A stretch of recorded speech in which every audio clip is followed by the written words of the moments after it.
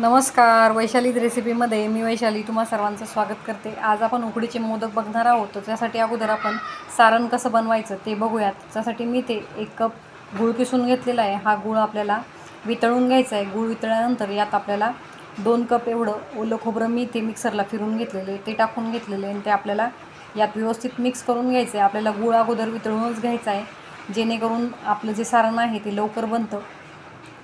आता हे खोबरं जे आहे ते चांगलं आपल्याला ड्राय होईपर्यंत अशाच पद्धतीने गॅसवर गरम करून घ्यायचे। आता तुम्ही ते बघू शकतात, मस्त असं आपलं सारण बनवून तयार आहे। त्यात आपल्याला थोडीशी वेलची पूड टाकून घ्यायची आणि तीही मिक्स करून घ्यायची।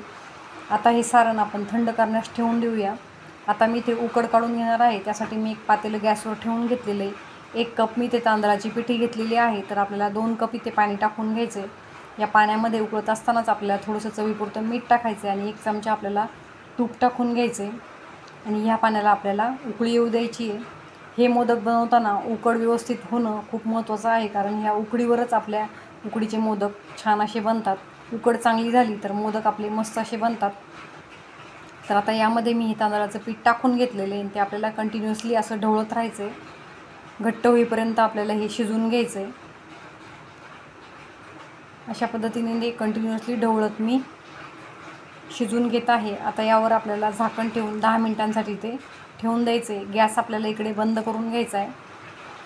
आता 10 मिनिटांनंतर हे जे उकडलेलं पीठ आहे ते आपण एका ताटामध्ये काढून घ्यायचं आणि ते आपल्याला मळून घ्यायचं आहे।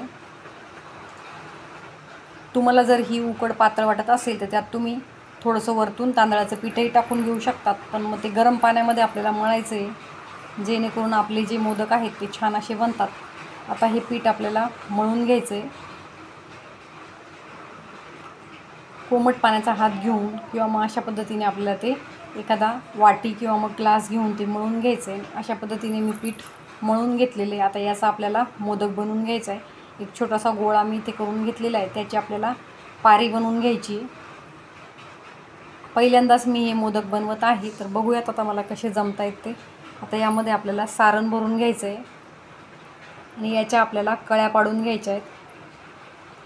तर मी ते सोप्यात सोपी मेथड इथे अप्लाय केलेली आहे। मी अशा पद्धतीने हे संपूर्ण दुमडत पूर्णतः हे गोल करून आपल्याला मध्ये ते एकजीव करून मोदक बनवून घ्यायचा आहे। अशा पद्धतीने मी इथे मोदक बनवून घेतलेला आहे। तर फर्स्ट टाईम आहे, पण मग मी बऱ्या प्रकारे हा मोदक इथे बनवून तयार केलेला आहे। अशाच पद्धतीने थोड्या वेगळ्या पद्धतीने अशाही आपण कळ्या पाडून घेऊ शकतो। नंतर त्यात आपल्याला सारण भरून घ्यायचं आहे आणि हे पुढचं जे तोंड आहे ते आपल्याला बंद करून मोदक बनवून घ्यायचं आहे। हे जे मोदक आहे हे कोकणामध्ये मोठ्या प्रमाणात केले जातात। आता गणपतीही जवळ आलेले आहेत, तर तुम्ही नक्की रेसिपी ट्राय करून बघा। मस्त असे मोदक इथे आपले बनवून तयार आहे। आता हे मोदक आपल्याला वाफवून घ्यायचे। बघा किती सुंदर अशा कळ्या यांना पडलेल्या आहेत। आता संपूर्ण मोदक मी इथे बनवून घेतलेले आहेत। पातेल्यामध्ये मी ते थंड पाणी घेतलेलं आहे। या पाण्यामध्ये आपल्याला हे संपूर्ण मोदक बुडून घ्यायचे आणि तूप लावलेलं एका चाळणीमध्ये मी ते ठेवून घेतलेले आहेत आणि ते आपल्याला 15 मिनिटांसाठी झाकण ठेवून वाफवून घ्यायचे। झाकण ठेवून हे मी वाफवून घेत आहे। 15 मिनिटांनंतर इथे आपले मोदक वाफवून तयार आहेत। आपण आता झाकण काढून बघूयात। मस्त असा स्मेल येत आहे। छान असे मोदक बनवून तयार आहे। रेसिपी नक्की ट्राय करा आणि चॅनलही सबस्क्राईब